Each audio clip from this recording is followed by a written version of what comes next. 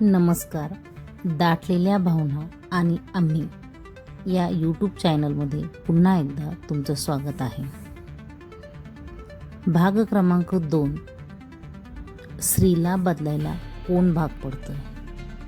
लोक नेहमी म्हणतात ती खूप बदलली आहे, पण कधी कुणी तिच्या मनात डोकावून पाहिलं का?